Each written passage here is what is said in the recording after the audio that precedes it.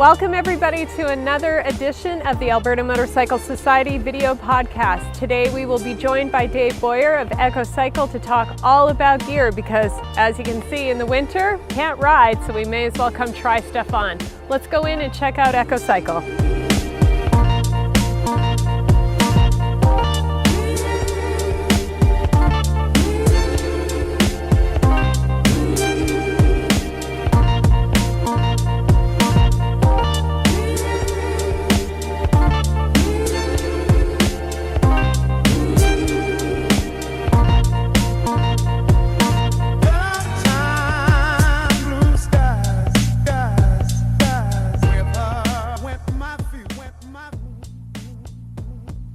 I'm here with Dave Boyer down at EcoCycle, and first I'd like to say this building just opened this year, correct? Or was it last year? We've been open now for about a year and a half now in this facility, and yes, we're happy to be here for sure. It's beautiful compared to the last one, which was nice, but Eco's been around for a really long time. Right. We actually got our 30-year Kawasaki award this year, which is 30 years with Kawasaki. So the dealership's been open a long time. Yeah. I've been with the company for 20 years. Nice. And I'm the sales manager here. I've actually had a lot of roles. I've been in service, I've been a technician, I've actually been a parts manager, and I learned a lot about many parts of the business, and I enjoy it a lot. And what can we find down at Eco? I mean, well, I will preface this with saying I bought my first street bike from you, and so it is a Triumph shop. But again, you're now the sole Kawasaki. We do have one other dealer on the south side, Okay. So there's two options on Kawasaki. We do have the Triumph brand, Moto Guzzi, Aprilia, MV, Husqvarna dirt bikes, and Arctic Cat. So yeah, we have our hands full with what we've got, but we really enjoy and have worked the lines for many years, and it's been successful for us. Great. And you guys came on as a corporate member with the Alberta Motorcycle Safety Society this past year. Thank you for joining this fight for safer roads. What is the reason why Eco decided to partner up with us? I think there's many aspects of motorcycling that people take for granted. You know, I think when you learn how to ride, you're always worried about what you wear and what you're riding and what it looks like. They're bikes. I mean, everybody has a different bike they want to ride. But I think sometimes the safety factor kind of gets shuffled aside, Yeah. and it's only until you get an accident that really, focuses on where it went wrong and maybe training, awareness, stuff like that. So that's why we thought it would be a really good idea to support the group, and we're happy to do that. Well, I appreciate that. So what we're going to do here today is talk about gear. As you said, one of the things people think about is how do I look on my bike, not just what their bike looks like. And there's a lot of fashionable gear that is also very safe. So we're going to touch on some of that today. Sounds really good. Okay, so one of the things that is really important for people to understand is proper gear, and helmets is where we're going to start today. I know I've witnessed some pretty gnarly collisions, and a big difference in how people come out of this is whether they're wearing proper gear and helmets or not. Now, you were just saying to me the other day that you had a little incident with a dirt bike helmet, and that has a full, pretty pronounced jaw piece on it. So tell me about that.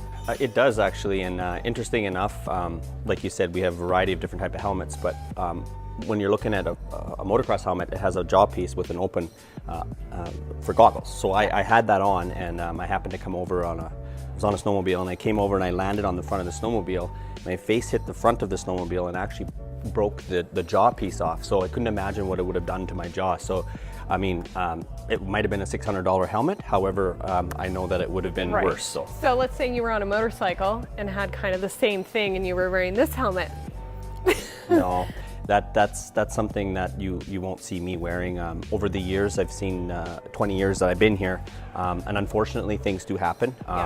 Thank goodness nothing major, but I did see a very good friend of mine with a lot of jaw injuries from wearing one of these helmets, and again, somebody turned in front of him, good rider, never a problem, never been in an accident, and it can just happen. And he suffered for probably 2-3 months after that. Yeah, broken I can jaw. imagine. Yeah, it's not good. And oddly enough, when I first started riding, this is what I wore for quite a long time.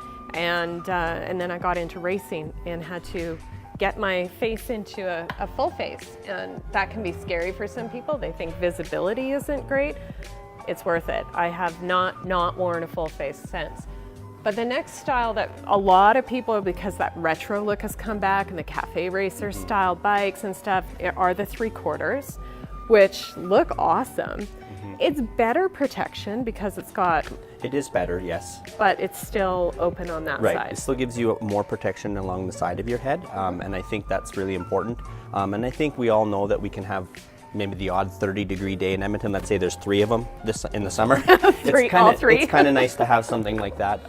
Personally, I do obviously make sure that the DOT sticker is there and that it is a DOT. Absolutely. Because sometimes they do make them in the novelty style, right? So. Oh, kind of like how they used to sell the illegal, really tiny Correct. beanies. Yeah. Now, but for helmets like this, as we can see the snaps on here, that does have bubble shields sometimes or other...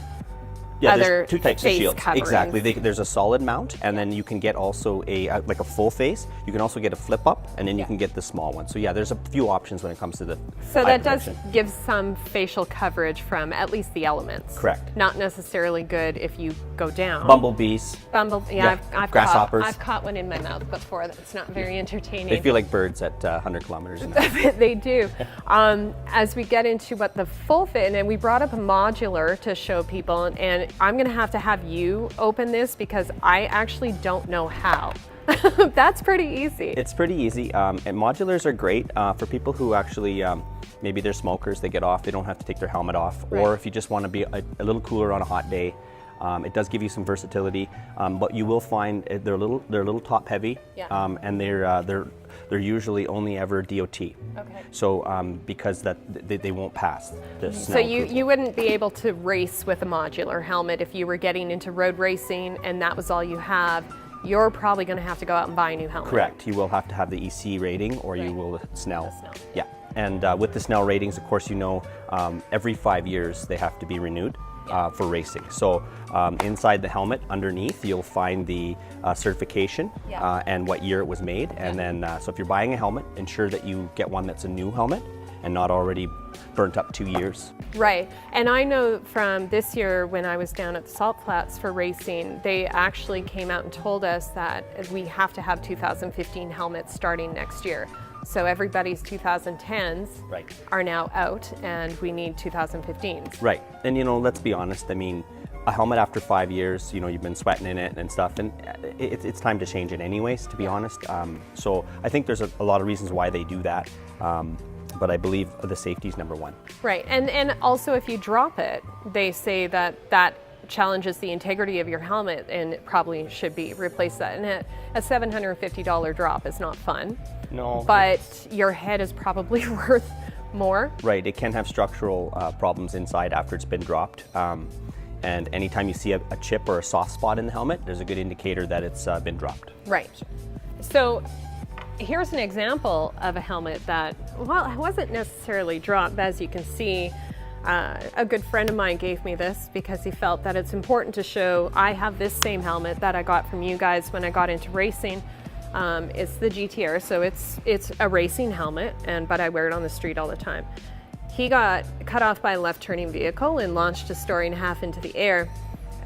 Thankfully, when he came down, he had this on. So minor concussion on that. Inside, as you can see, Dave, here, that's been quite pushed in, the foam on the inside. That's where the integrity of the helmet, it's crumple zones designed to do that, and once it's done, once it's been compressed, it's done. Yeah, like there's no, I mean, you probably couldn't put this helmet back out on the street. It's kind of obvious. He walked away, and he's still with us today, and you can see that it's broken the outside of the helmet as well. Yeah. So this helmet has crumple zone inside from his head hitting and also from the road. So it probably was a high side. He probably landed down quite hard, and the reason why they have the proper crumple zones inside. Yeah, and he had on top of this helmet, which made him have minimal injuries, was his spine protector vest on, as well as Kevlar jeans.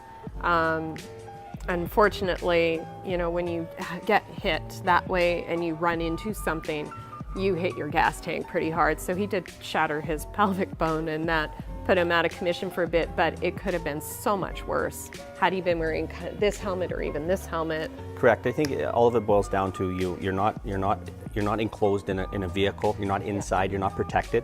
And I think that's the main reason why we're doing this, is to understand from head to toe what you can do to protect yourself from the elements. Right. Now the fit of a helmet's very important too, because I know even if you think you know your size of a helmet, because mine is a small and a showy, but mine is a medium in an Icon, and different brands are different, but let's say even something like this is probably, well, that one actually might fit my head. That one's a medium, but it's let's put some, no, that actually kind of fits, but it's not moving. No, that's right. But you want a full face that's going to sit on your head and not And you move. want to be able to apply some pressure to the top, a light amount of pressure, and touch the top of your head in with the liner.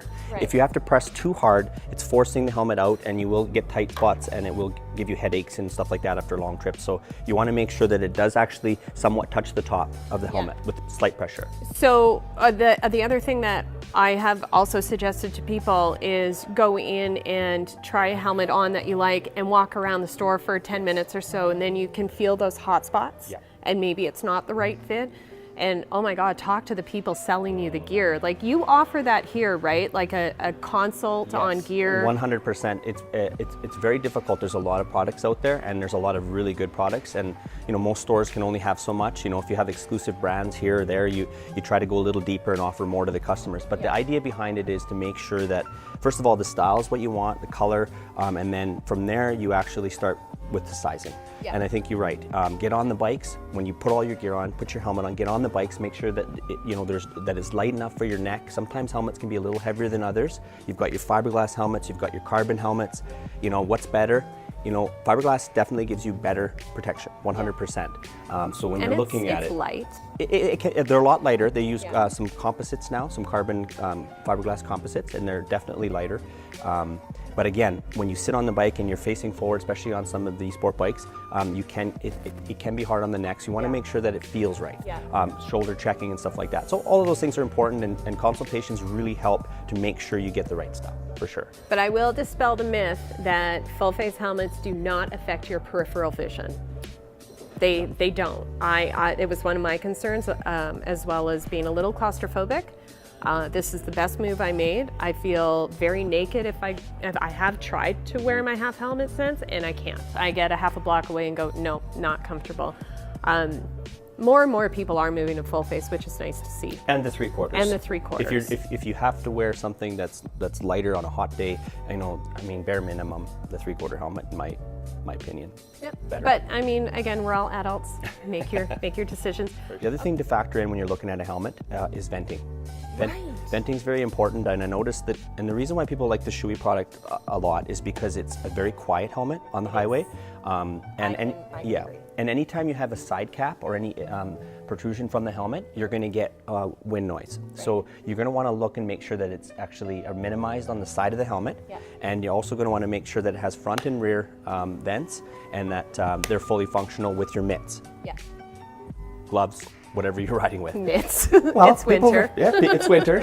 But you want to make sure that you can open and close it quickly with your gloves, whatever you're wearing. So the other cool factor, now that we're talking about interesting concepts in helmets, is since I own this one, I cannot wear glasses inside my full face helmet. It hurts my temples.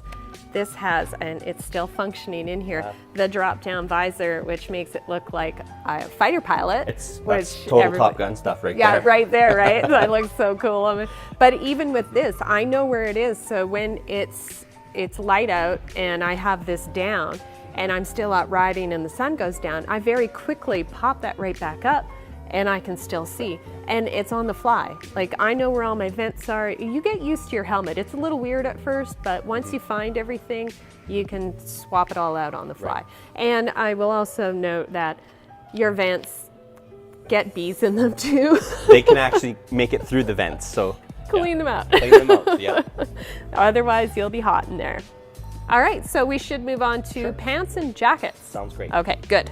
So we've moved over to look at some jackets. Now, as you can see, I brought one of my own. This is a previous experience jacket. This is, well, it doesn't have as much experience yet as I'd like. It is a little dirty. It's white, but it's visible. It's very visible.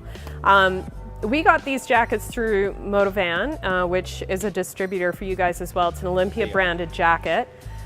It is all weather, really, when you look at it. It's got, you know, the good armor in it. It's got the heavier denier in the impact areas, Yeah, and softer. It's got, one of the things I like about this jacket, like I said, all weather. It's got the zip out liner for if it gets too hot out, this easily comes out. It's got these super crazy, well, it's got the little vents, and then it's got these super crazy super mesh vents For hot that days, fold down for hot days on both the front and the back on both sides. So it ends up, So you get good flow. moto van. There you go. So you get a lot of good airflow out of this. The other cool thing that comes with this jacket is high-vis rain gear that you can wear underneath or over top. Everything zips into everything. And that's one of the things that jackets have really come a long way, right? They have, yeah. And I think the function, a lot of people ask the question, what's the best jacket to get? What should I buy? If you're on a limited budget, you can actually buy a jacket that will work in the rain, and on a sunny day. Yep.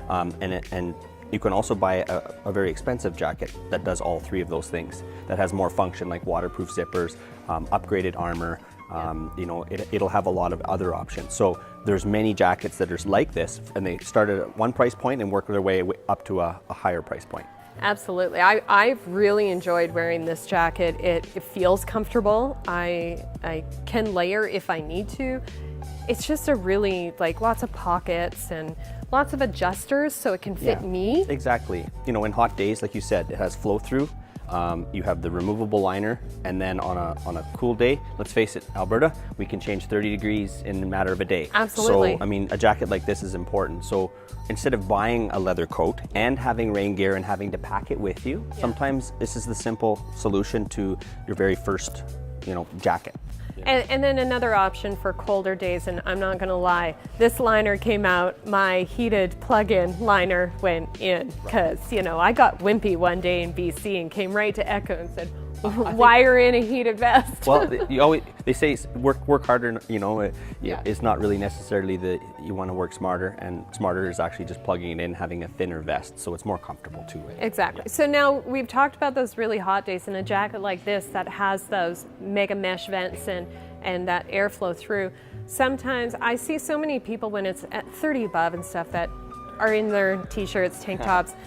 And flip-flops. And flip-flops and shorts. I've seen flip-flops absolutely. Many times. You know, very smart, safe gear choices. I find with the gear available today, that's not really a good excuse. So again, I brought one of my jackets down here just to show. It's got the full back armor that fits into the pocket, but if I don't have that, we can pretty much see right through there. Yeah, it's a full vented coat. It's designed and it's for Kevlar. Yeah, specifically hot summer days when you don't want to wear the heavy jacket. So it's got the full back armor in there. It's got armor in the shoulders, and it's got armor in the sleeves, and it's got a little bit of reflection. But the good part about it is fully vented, so I can wear this. I'll put my heated liner underneath for cool mountain mornings. Sure. And by, 10, it's 1,000 degrees out. I strip that down, put it in my pack, and I've got this, and I feel great, and I'm protected, and if something should happen, an animal pop out of somewhere or traffic. It's the unexpected, and that's what a lot of people don't understand, is they can be the best rider, but the unexpected. So this jacket's great. I mean, with the armor on there, if you had to touch down, or if you fell over even in the gas parking lot, it's happened. I've watched it happen. I've done it. It can be painful, so having the armor is definitely a good plan. Now, talking about armor and how that is something that every jacket should carry, it's come a long way as well. It has, and this is pretty hard. It is. This is CE armor, and CE armor is the most popular armor, and it's basically what you have to have if you're going to offer armor. That is your basic CE armor kit. You can buy them for any jacket. So if your jacket doesn't have armor, you can actually buy the CE armor kit. If you want to upgrade to different armor, there's other armors out there that actually provide better protection, that are more comfortable, and it's just later technology. Some of the stuff like the C-Soft is one of the options. It's very flexible. Revit they actually won a White Dot Award for this particular brand of But armor. this one is more what you might find in a racing suit because it's got that flexibility for them to be moving around. And it's a little heavier. This one here is a little thinner, offers the same style protection, and might be offered in more of the urban, jackets where they're a little bit more That's design. crazy I know. flexible. Oh It my is. God. Now, if I just taped it on your elbow and just kind of just let you fall on it, you would actually be able to test that, but we won't do that today. I don't want to fall over. I do that enough already. It's pretty cool. And again, if you want to put this armor in something, you're going to put it in something that's a little designed to be more comfortable. Right.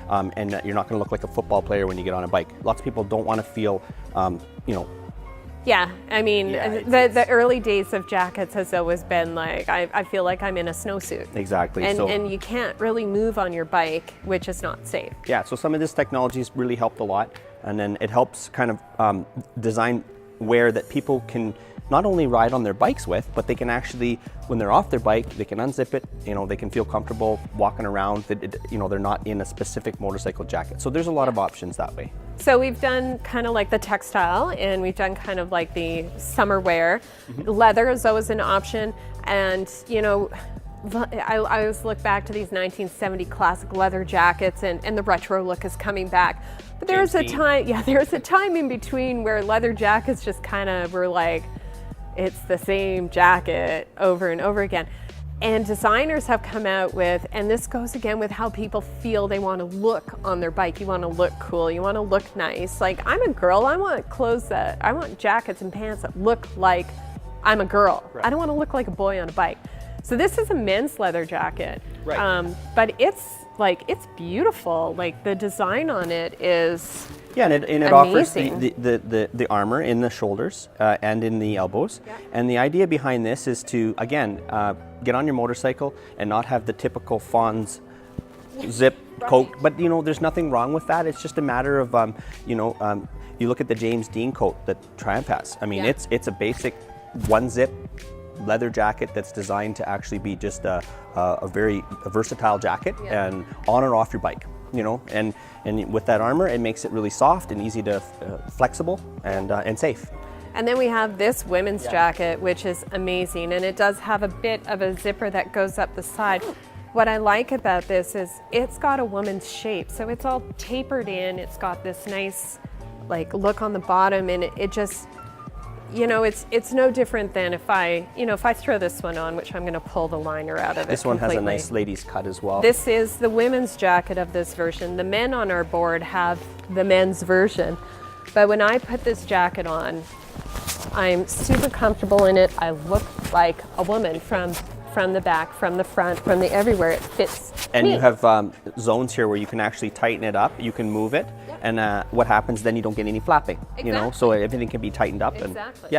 And And most of this stuff will come with kind of matching pants if you're matchy like I am, because I've got the pants to this, which are fantastic.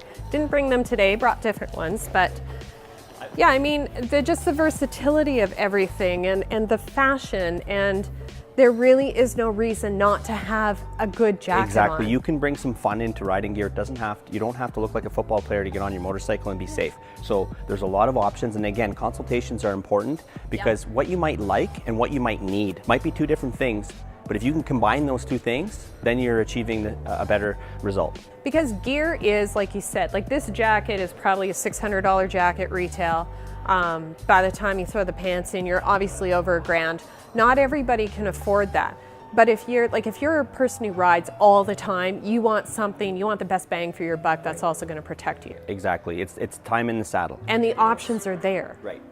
Yeah, you always have to start somewhere, and if you're going to start somewhere, you're not doing an iron butt every weekend. You're not going out for 1,000K. You're going out, you're going to put on 100, 200 kilometers. You just need to have your armor, you need to be comfortable, and it needs to look right. Exactly. So, and I think that you're right. The price points go from, you can buy a jacket as low as $200, right up to a jacket that's, I've had a Defender that's $1,200. Oh my God. But it is an adventure touring coat that's designed to basically, you can do all kinds of things. You can go north to Alaska and not have to. It has like 4 different liners.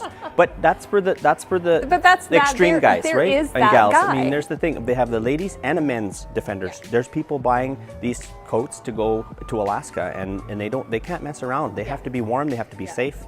and it has to be waterproof. So anyway, either way, the options are endless. I mean, you just, we have exclusivity with the Speed and Strength. We have exclusivity with the Revit, and we have a lot of stuff on display. And like I said, consultations are huge. A combination of what you like to safe armor. You want to have everything combined together, and there's something for everybody. I mean, there really is. Do your research, Do talk your to research, your people. exactly, yeah. Let's move to the other side. Let's talk about pants. So moving on to pants, again, we have the textile and leather and Kevlar options. I brought a couple Kevlar options with me. Over here, we've got some textile pants with suspenders. How fancy. Well, nobody wants their pants to fall off. Let's be honest. I don't know, some people might. Well, you know what? I think the suspenders are kind of the older generation that tend to like to have the suspenders. But they also come with the 2-port zip, so no matter what jacket you have on, you can have this sewn right in. So you can have a 360 degree and remove the suspenders. They're just Velcroed on. But either way, they got liner inside. These are probably the most common entry-level pant. A textile pant? Yes, a textile pant. I'll be honest, there's not a lot of people that like to wear pants riding, and this is our biggest hurdle. Yes. Nobody wants to wear pants. But if I slide in these jeans, I'm not having skin, and that denim is going to be embedded into what's left on my leg. Correct. And I think the idea behind the knee guards, the hip guards, there's a lot of offers in these pants, but it's more of a price point. At least get something like this on. You've got a zip-out liner in here too for cool spring days or late in the fall. And I think that's kind of where I would look at a pant like this. And then of course you get a lot of people who want to wear chaps, and chaps have a very limited amount of protection because they have no armor, but they do have the leather. So for, it does have some. It's better than nothing. It's better than nothing. So what they've done is they've come out with a pant that's fairly comfortable. It's not a race pant where it's got like thick armor and heavy, 1.5 drum dyed leather. This is a nice, fine, soft leather. So it has leather on the contact spots. It has armor, and then in the frontal area here where you're actually sitting on the bike. In your crotch. In your crotch area, yes, the crotch area. You can actually get very uncomfortable when you have a bunched up leather there, and it's very uncomfortable. So having the Cordura here just helps for comfort. So again, every year they develop better and better and better and more comfortable stuff. So don't think that you always have to go to this. There's other options. There are options, and again with the matching pants to my Motovan Olympia jacket.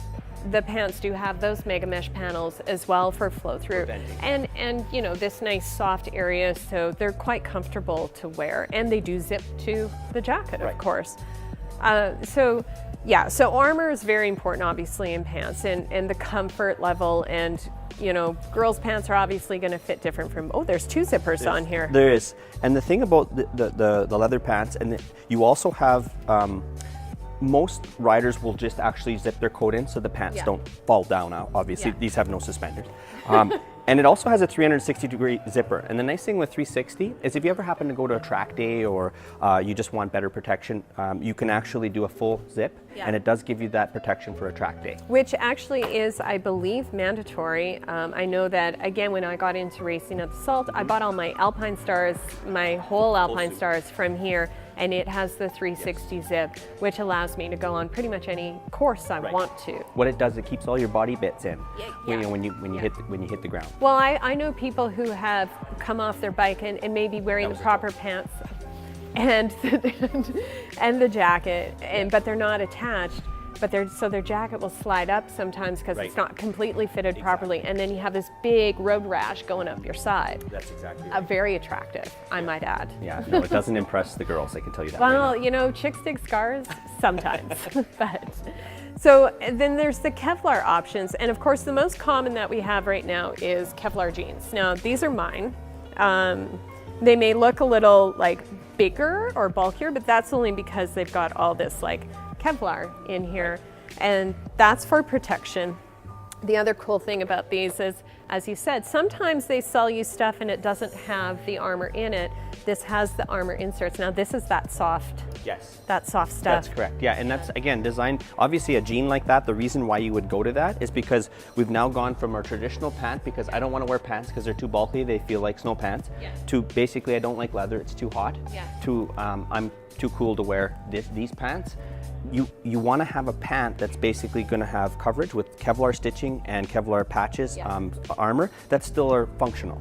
And these are like the airflow through these, it's just like wearing normal jeans. Right. Like people think different. that little bit of bulkiness from the Kevlar stitching is gonna make you sweat and hot. It's not. I mean, one of our board members, Doug, got himself into Kevlar jeans for last season, and he's like, these are amazing. They are, and you know, they've come out with actually 5 or 6 different riding jeans in the Revit line. They have, you know, boot cuts and tapered ones, and So you it's know, like buying a pair of tan jeans. color with green ones, and like it's just like buying a pair of jeans. You know, you're gonna have a few pairs. It's just a little bit more trendy, and I think the main thing is that it still provides protection. And some of the actual testing, and I'm just going to do some useless trivia for you. Sure. On the Revit product, they did some testing with how far the pant can skid before it tears through. Yeah. And in some testing, they had actually their Revit jeans actually, you can actually go on a further slide than you would with leather before it tears through. So they've actually got materials now that that are like denim material that actually is better for when you hit the pavement. Now, So- I don't suggest we go test No, that ourselves. no. Let's leave that testing to the experts. Believe what they say. I believe what they say, and the idea behind all of it is, again, you can still look and feel comfortable when you wear something like that, and it will do the same job as this. Yeah. If you get caught in the rain, though, you're going to need some rain pants. Yeah. That's the only thing that's different. So Yeah, absolutely. again, it's just discussing where you're going to go, what Yeah. you're going to do with it, and how. Yeah. And then from there, we can pick a pant that works. And then the newest thing that has come out for women, which is great because, you know, women, again, like to look like women on their bikes and be a little bit fashionable. I picked these up out of the States, and they are Go-Go Gear leggings. And they look just like pants, and they have belt loops. They've got reinforced stitching and a little bit of armor protection in your knee.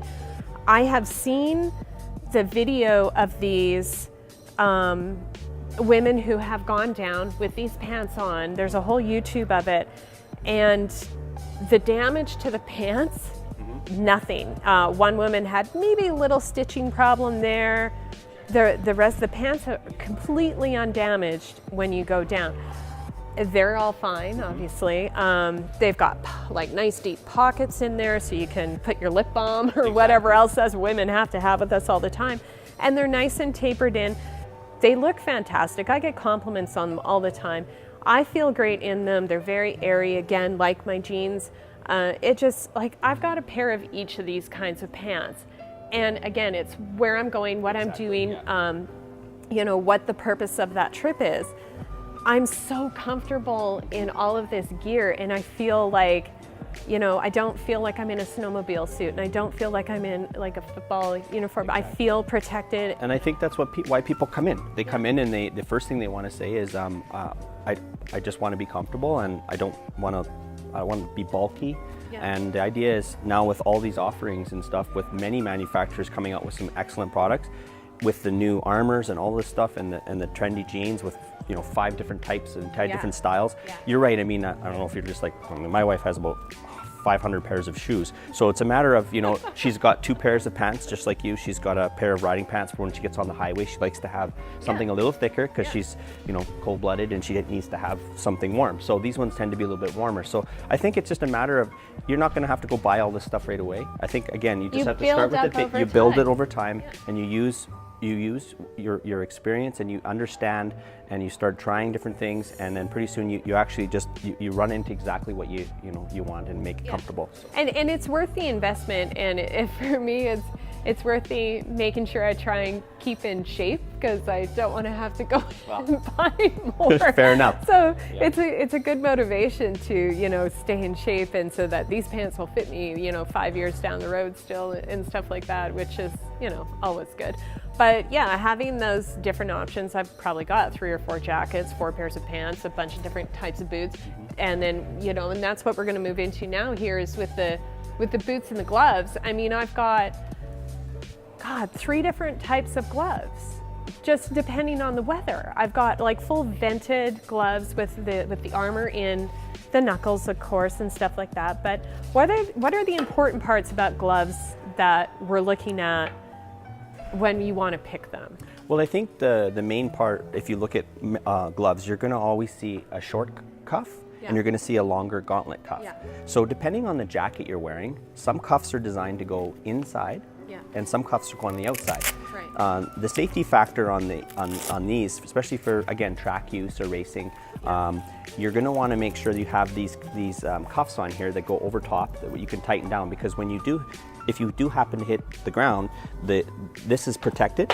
And sometimes with the short glove, what'll happen is your jacket will come up, and then you can get your exposed skin. So the idea behind this is to help prevent exposed skin if you happen to go down.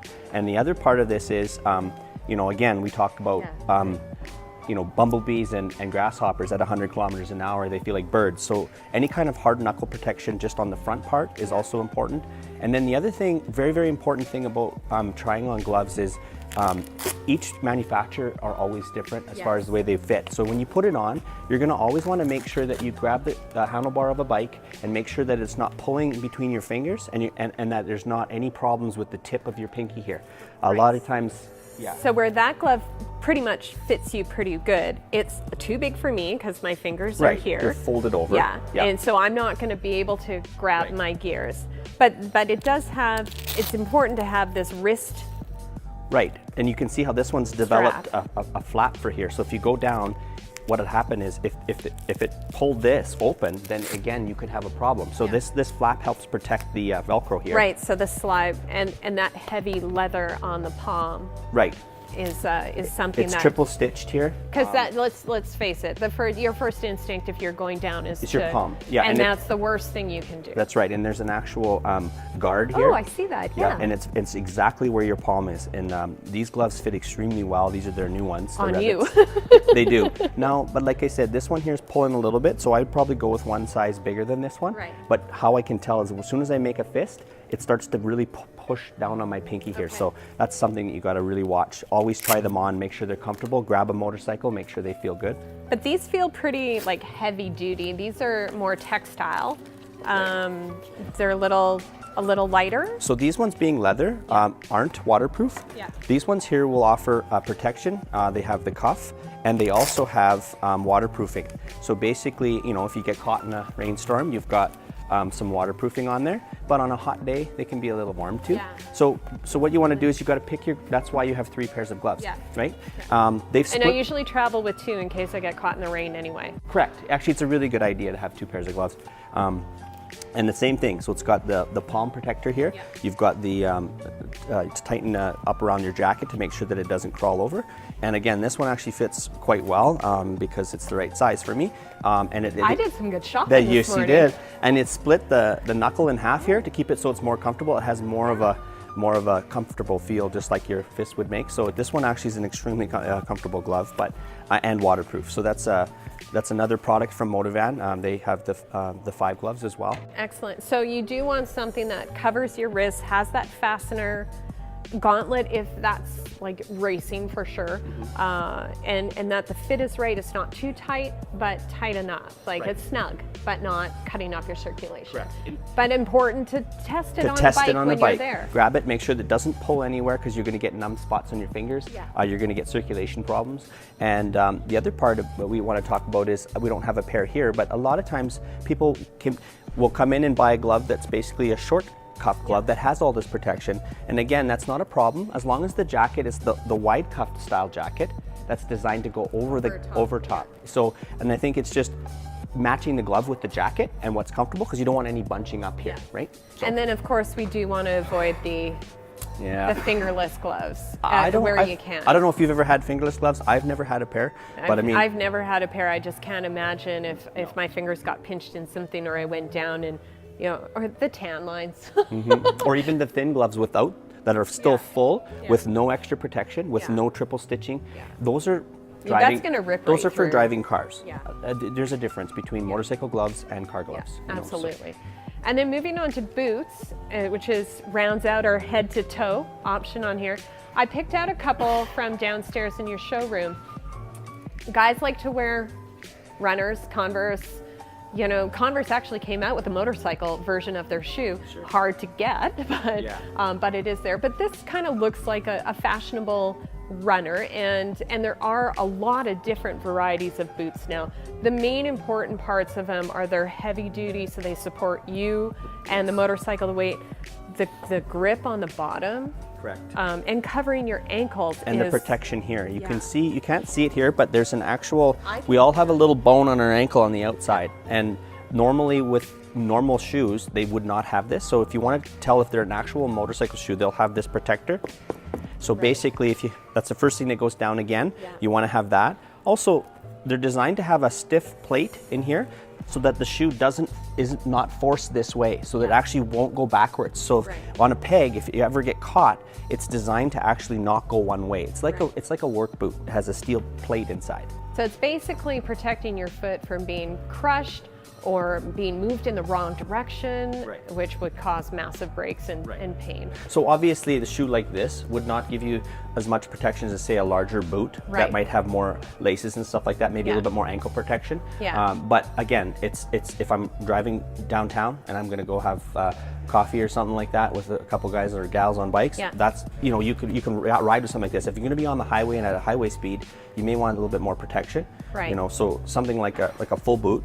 You got the armor still. It's fully laced, and again, it has that plate in it. You know. Yeah, exactly. So that's one thing to look for on the boots.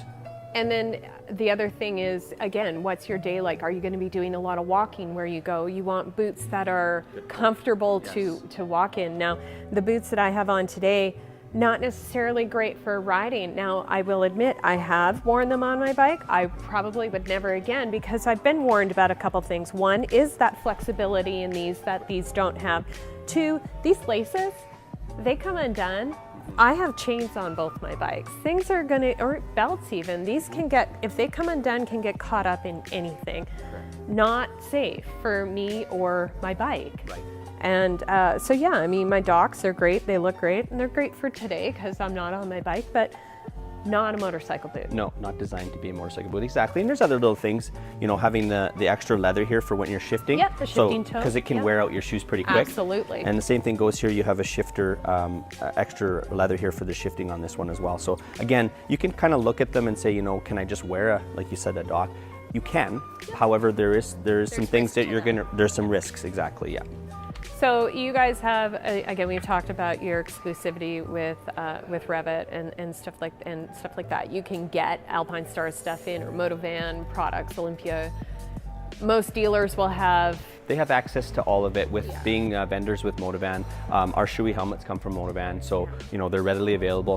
What's really great about Motovan is they have a warehouse in town. So our TCX boots and shoes, they have a really large quantity of styles. So we do stock them here. We also have the Revit stuff, and with those two we pretty much cover it, and we also are one of the largest Alpine Star dealers in town as well. So we do have good offerings on those three products, and if that's something you're looking for and you want to consult on something, by all means they can call in and make an appointment to do that with one of our. Now the one thing I know we didn't touch on that I know we need to make people aware of is one of the things that isn't safe about gear sometimes is the black on black on black on black, which is why I chose a white jacket as my board jacket, and my Alpine Stars jacket is a metallic-y, shimmery blue. You know, I try to stay away from the black. Of course, my vented one is, but you know, if you can't see me when it's 8,000 degrees out in the sunshine. Helmets also have the green, like what we have there. Exactly. I mean, it's, but there are options for what's known as high-vis gear. Now, it's kind of the same as if you go onto a construction site and you've got that high-vis vest on with the cross and everything, but the jackets don't necessarily have that, but they are that really fluorescent, bright color. Yeah, normally the yellow-green fluorescent. A lot of the Revit gear actually you can buy. And the other thing about, like you said, if you're going to be wearing if you're going to have rain gear with you and you have a leather suit, you're going to have rain gear. And rain gear it's already bad outside, it's already visibility's low. So rain gears normally come in reflective material or anything like that. The Revit stuff is completely green. And I know Olympia has another one as well. And there's a lot of different rain suits that you can buy that are fully, high vis. So. Good. And that's an important thing for people who want that extra. I know I can see a high vis jacket from a million miles away. Well, lots of people won't buy one though. See, like they won't go buy a jacket because they've already got one. Yeah. So there's options, and you can buy just the vests that slide over. Absolutely. And they're inexpensive. We carry them, and lots of other dealers will have them in town. But I mean, they work great. Yeah. Any little bit to get you more noticed and seen is always a good idea. But like you said, a lot of the helmets. Again, I try and stay away from a full black helmet. My one has a white stripe, the other one has blue. It's just something that's doesn't just blend in. It kind of stands out a little bit. For sure. Anything to get you more visible. So anything else about gear that we maybe didn't touch on? I think we covered. We pretty much covered. Head to Yeah, toe. we covered everything. I mean, I think a lot of times there's going to be a lot of questions, and I think we should actually reach out to the dealers, your local dealer, whoever you deal with, and you're going to want to have that one-on-one with somebody who has training. I mean, it really helps a lot to understand, to pull the liner out of a helmet and say, why should I buy this helmet? What makes this helmet $600 and this one $200? Those are very easy questions to answer, but when you're shopping and you're looking online, sometimes those answers are not there. Sometimes you can find stuff, but for the most part, it's just better to sit down and you can go through gear and spend an hour with one of our consultants to help you kind of understand the gear and understand what might work and your needs and whatnot. And I think that's really, really important. If I can really stress anything, and please don't wear muscle shirts and shorts and thongs. Like it really doesn't. It really doesn't. They call them flip-flops now. You know what? They can call them whatever you want. They just shouldn't be on. They're still road not bikes. proper motorcycle shoes. If they were wearing thongs, that would be very awkward, actually. A little bit. I really don't need to see that ever. No. But we went through a lot of stuff here today, and by all means, if anybody has any more questions, I'd be happy to answer questions or hook them up with. We have a couple of ladies who go to the seminars. They understand the clothing. They know what the safety CSOFs are, and they know what all these different protection devices are that they've got now to make things comfortable. And I mean, I'm trying to stay up on it, but there's a lot of new gear. That's why you have people who specialize in apparel in your shop, so they can stay up on that for you. You've got a business to run. Fair enough. Yeah.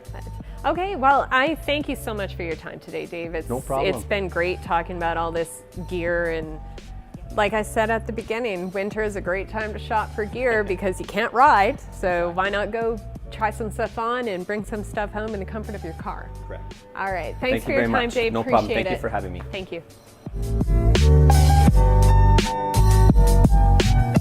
Thank you for watching. If you have a topic you would like addressed, please contact us through our website at www.ab-amss.org. Be sure to follow our social media and please share, because together we can do better for safer roads.